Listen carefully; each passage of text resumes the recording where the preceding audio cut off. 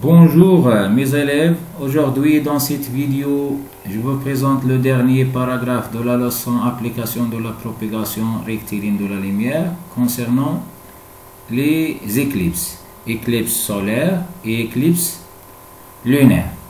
Donc dans cette vidéo nous allons voir qu'est-ce que c'est que l'éclipse et comment les éclipses se produisent. Très bien.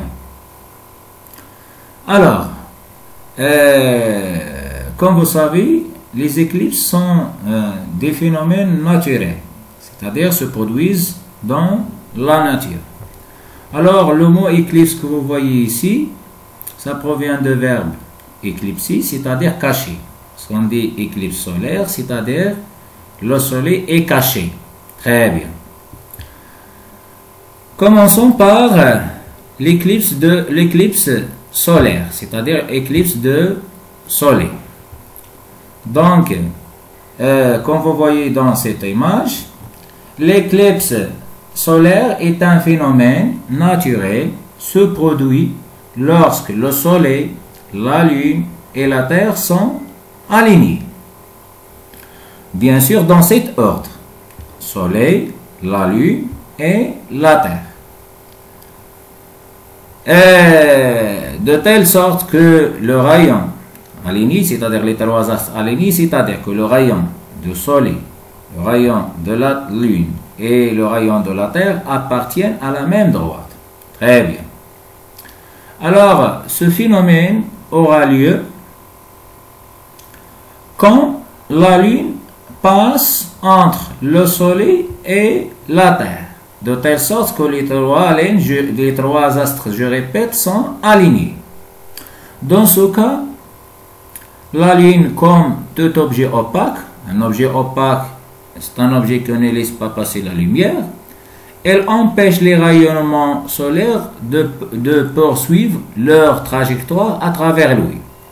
Elle projette alors son ombre sur la Terre. Donc sur la Terre, on distingue deux zones.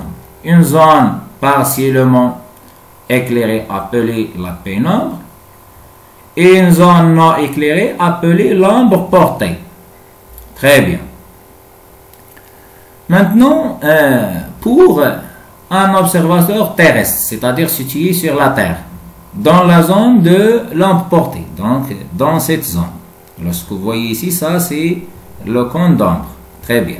Alors, pour un observateur situé dans la zone de l'ombre portée, il ne voit pas le soleil. Pourquoi? Parce que le soleil est caché par la lune, c'est-à-dire la lune masque complètement le soleil. Donc, pour un observateur situé dans la zone de l'ombre portée, il ne voit pas le soleil. Très bien. Alors, on dit de ce cas que le soleil est éclipsé totalement. C'est clair? On dit dans ce cas que le soleil est éclipsé totalement par la lune. Très bien. Et pour un observateur terrestre situé dans la zone de la pénombre, il observe une partie du rayonnement solaire. Dans ce cas, elle voit une éclipse partielle. Très bien. Alors, en général, on distingue deux types de l'éclipse solaire. Une éclipse totale et une éclipse partielle. Une éclipse totale pour un observateur situé dans la zone de l'ombre portée et une éclipse partielle pour un observateur terrestre situé dans la zone de la pénombre. Très bien. Donc, l'éclipse solaire est un phénomène naturel, se produit lorsque la lune passe entre le soleil et la terre de telle manière que les trois astres sont alignés. Alors dans ce cas, la lune empêche les rayonnements solaires de poursuivre leur trajectoire à travers lui et projette sur la terre son ombre et voilà, il se forme ce qu'on appelle une éclipse, soit totale, soit partielle, ça dépend de l'observateur sur la Terre. Passons maintenant à le cas d'une éclipse lunaire. Alors, l'éclipse lunaire se produit lorsque le Soleil, la Terre et la Lune sont alignés. C'est-à-dire, le rayon du Soleil et le rayon de la Terre et le rayon de la Lune appartiennent à la même droite. Très bien. Et que la Terre se trouve entre le Soleil et la Lune.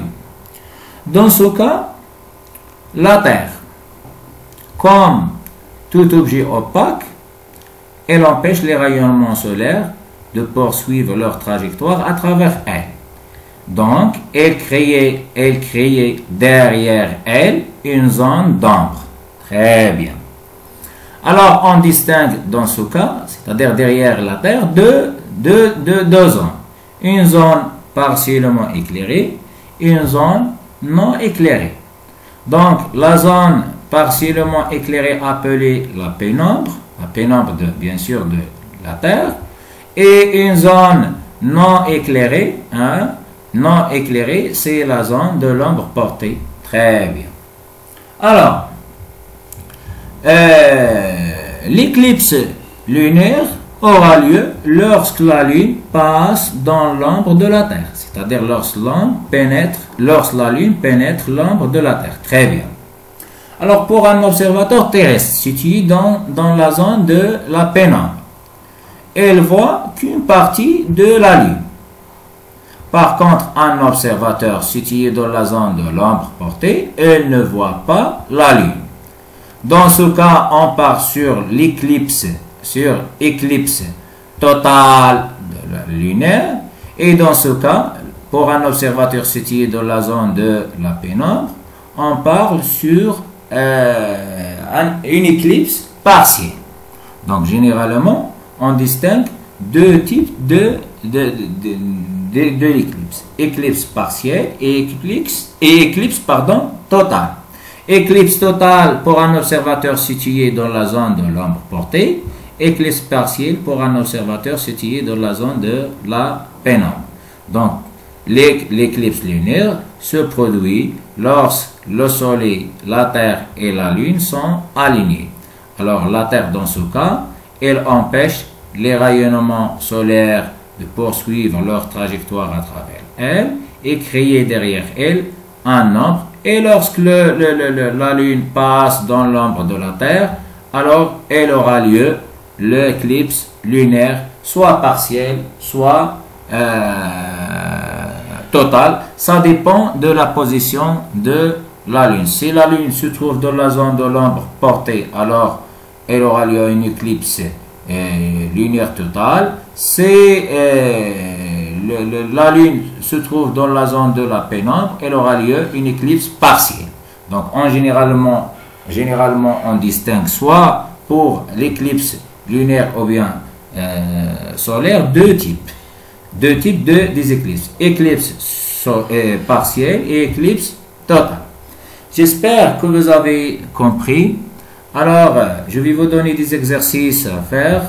Donc, effectuez sur le cahier de recherche, s'il vous plaît, exercice 1, 2, 5, page 102. Et exercice 6 et 8, page 103. On va corriger, Inch'Allah, à la prochaine vidéo. Merci de votre attention.